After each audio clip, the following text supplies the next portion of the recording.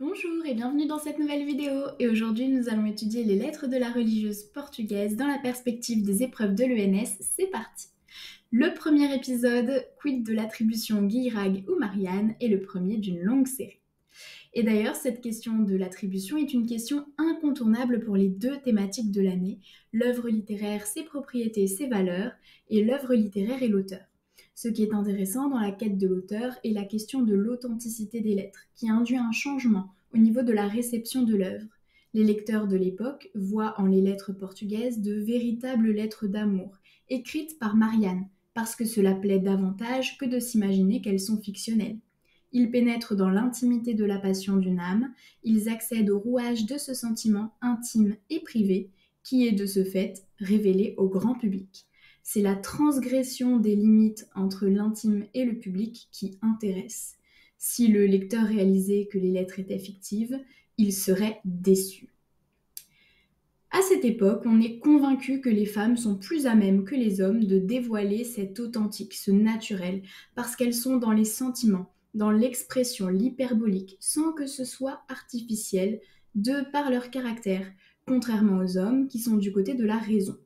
Alors si au début le soupçon ne pèse pas sur un quelconque auteur autre que la religieuse, c'est parce que ces lettres mettent tellement en scène l'émotion et le pathos qu'elles ne peuvent venir que d'une femme.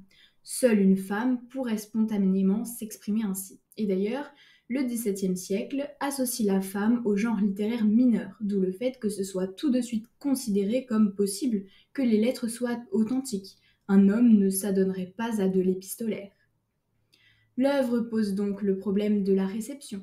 Si les lettres sont authentiques, est-il légitime et bien fondé de les révéler au grand public? À qui sont-elles véritablement adressées? Au lecteur, à Marianne, au comte de Chamilly? Marianne aurait-elle l'intention de faire publier ces lettres et se mettrait-elle donc volontairement en scène dedans? Ou alors cette mise en scène est-elle le fruit du travail de la matière littéraire par Guirag? Si les lettres ne sont pas authentiques, écrire l'intime et faire preuve d'authenticité serait alors un exercice de style. Le but est que l'on ne distingue pas l'authentique du factice. Il faut faire croire à la spontanéité alors que c'est réfléchi et calculé. Nous allons tout d'abord étudier les preuves qui soulignent le fait que les lettres sont authentiques et écrites par Marianne. Alors évidemment, c'est la thèse qui a prévalu lors de la parution des lettres portugaises. On ne se doutait pas qu'elles n'étaient pas authentiques. En effet, au vu de leur succès immense dès leur publication, et même si le statut d'auteur était assez peu valorisé à cette époque, pourquoi personne n'aurait fait savoir qu'il en était l'auteur? Guirag n'a-t-il été qu'un traducteur, et dans ce cas, a-t-il respecté le texte originel? Et le comte de Chamilly, à qui auraient été adressées les lettres, et qui ne pouvait pas ne pas avoir connaissance de cette rumeur, pourquoi ne l'a-t-il ni infirmé ni confirmé?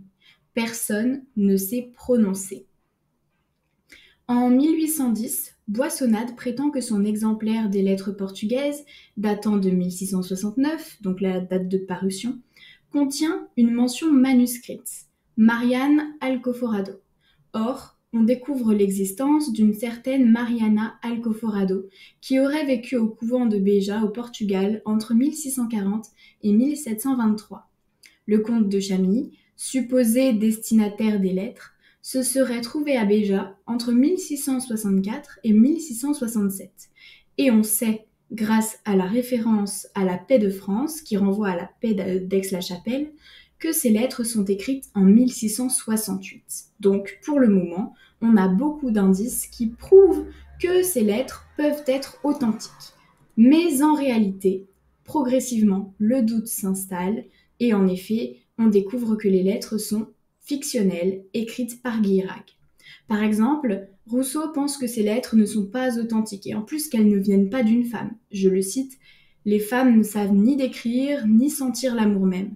Je parierais tout au monde que les lettres portugaises ont été écrites par un homme. » Parce que pour Rousseau, les lettres sont trop bien écrites pour provenir d'une femme. Mais bon, la misogynie de Rousseau est bien connue de tous. Mais de nombreuses contradictions subsistent et aujourd'hui, on considère que c'est Guirag qui a écrit ces lettres. Tout d'abord, les lettres portugaises auraient dû être publiées dans un ensemble un petit peu plus vaste. les Valentins, lettres portugaises, épigrammes et madrigaux de Guirag. Même si elles ont été isolées de cet ensemble, l'auteur est tout de même désigné, alors les soupçons se portent sur sa personne. Mais ne peut-il pas plutôt en être le traducteur? Eh bien, impossible, puisque Guirag ne parlait pas portugais. Plusieurs raisons peuvent expliquer pourquoi il ne revendique pas le statut d'auteur. Alors cela peut être un intérêt financier, un coût monté avec l'éditeur Barbin. Les lettres, si elles sont authentiques, attisent la curiosité. Mais si elles sont fictionnelles, elles déçoivent le lecteur qui ne ressent plus l'intérêt de la transgression dans l'intime, ni de l'exploration de la passion. De plus, Guirag a été nommé secrétaire du roi peu après la publication des lettres. Mais nous pouvons imaginer qu'un cercle restreint de personnes, impliquant bien évidemment le roi, était au fait de la véritable identité de l'auteur. Guirag ayant obtenu le poste convoité, revendiquer le statut d'auteur ne lui aurait rien apporté et aurait créé un désintérêt, voire même un rejet massif pour ses lettres. D'autant plus qu'être auteur, à cette époque, était compliqué. On était mal considéré si on était lu par n'importe quel public. Il fallait que l'on soit lu par des personnes de sa classe sociale et de son rang. C'est pour cela que Guirag se satisfaisait de savoir que le roi, ainsi que d'autres personnalités importantes du monde politique et du monde littéraire, connaissaient son véritable statut. De plus, nous l'avons vu, le genre épistolaire était un genre mineur et associé aux femmes, donc il n'était pas valorisant pour un homme, associé à la raison, au sérieux et au genre majeur, d'être l'auteur de lettres sentimentales, pathétiques et passionnées.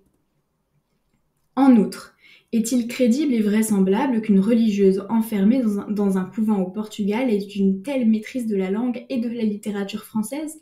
Les lettres portugaises ont de nombreuses similitudes avec des textes antiques et italiens, et nous savons que Guirag parlait et lisait l'italien. Par exemple, Marianne incarne le mythe de l'abandonnée, que l'on retrouve chez des figures antiques comme Didon, et les autres femmes des héroïdes. Une religieuse n'aurait pas des connaissances littéraires aussi poussées. En revanche, Guirag était un homme de lettres très cultivé, admiré par de nombreux auteurs, comme par exemple par Boileau, qui lui a même dédié une épître. Et d'ailleurs, je cite à ce titre Antoine Adam dans son Histoire de la littérature française au XVIIe siècle. On aurait quelque peine à croire qu'une religieuse ait pu composer ces lettres où se discernent les intentions d'un écrivain et le souvenir de certains modèles littéraires. Il serait miraculeux qu'une femme cloîtrée dans un monastère du Portugal ait trouvé des accents si voisins de ceux que Paris entendait alors pour la première fois. Et de surcroît, si on se penche un petit peu plus sur cette dimension historique, on réalise que les lettres ne coïncident pas tout à fait avec l'histoire. En effet, Marianne critique le fait que le comte de Chamilly goûte au plaisir avec ses maîtresses en France, mais ce fameux comte a participé à de nombreuses campagnes guerrières relatées par les journaux. Elle ne pouvait pas ne pas le savoir et aurait dû s'inquiéter pour sa vie, en sachant pertinemment qu'il n'avait pas le temps de nouer quelques relations avec d'autres femmes. D'ailleurs, Guirag et Chamilly se connaissaient. Il aurait pu s'inspirer de sa vie pour lui inventer une aventure fictionnelle. Enfin, l'avis au lecteur souligne le caractère fictionnel de l'œuvre. Les préfaces établissent toujours un certain horizon d'attente, je paraphrase Genette, et en se penchant sur cet avis au lecteur, on réalise que ce qui est mis en valeur est le caractère inaccessible des lettres originales, en portugais, puisque d'ailleurs elles n'ont jamais été vues, ainsi que la double transposition, parce que tout d'abord les lettres ont été traduites, mais elles ont également pu être mal recopiées par l'imprimeur, l'éditeur. Donc cela peut passer pour un aveu de fiction. Et en réalité, ce qui est très intéressant dans ces lettres portugaises, c'est le fait que même si elles proviennent d'un auteur qui n'est pas la religieuse, donc même si elles ne sont pas authentiques, elles contiennent tout de même une part de vérité. Une part de vérité qui ne concerne pas Marianne, mais plutôt Guirag. Puisqu'en effet, Guirag n'a fait qu'inventer une passion à une religieuse portugaise, mais les lettres ont tout de même une part d'authenticité puisqu'elles dévoilent la vérité intime de leur auteur. Il y a un lien qui est très fort entre Guirag et Marianne, un lien qui irait presque potentiellement jusqu'à la confusion entre les deux, puisque si les lettres sont considérées comme authentiques dès leur publication, c'est parce qu'elles semblent relever d'une écriture qui est typiquement féminine, purement passionnée et sensible, sans artifice. Mais cette écriture n'est pas feinte de la part de Guirag, puisqu'il a une forte sensibilité qui le rapproche de la femme telle qu'elle était perçue à l'époque. Donc, en d'autres termes, Guirag ne se force pas à adopter un certain style, c'est son style qui lui est naturel. Ces lettres ne sont donc pas qu'artifices, puisque des accents similaires se retrouvent dans sa correspondance, lorsqu'il était ambassadeur à Constantinople de 1679 à 1685. En effet, il écrit beaucoup à ses amis parce qu'il se sent très seul. Il leur reproche de ne pas lui écrire en retour et de l'avoir abandonné. Et cela renvoie directement au mythe de l'abandonné qui est développé dans les lettres portugaises. Et d'ailleurs, à ce titre, je cite un extrait d'une lettre du 23 mai 1680 destinée à son ami Seignelay. « Il n'y a rien au monde qui puisse m'être plus douloureux que votre oubli. » On retrouve donc la dépendance affective qui caractérise également Marianne. Mais d'autres points communs sont notables et révélés par sa correspondance. Il est si dévoué qu'il est prêt à disparaître afin de servir et de faire vivre l'autre. Son dévouement frôle donc le dévouement religieux. Il en envisage même la mort, tout comme Marianne, une héroïne tragique qui se tuerait pour marquer l'esprit de son amant. Si son amant ne veut pas l'aimer vivante, elle espère qu'il l'aimera morte.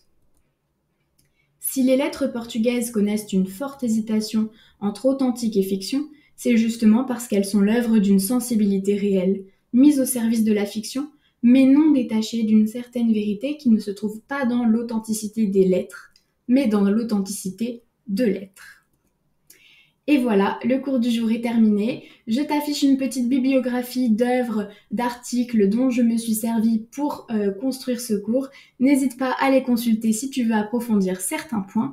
Et en attendant, on se retrouve très bientôt dans une nouvelle vidéo et dans un nouvel épisode qui analyse ces petites lettres portugaises.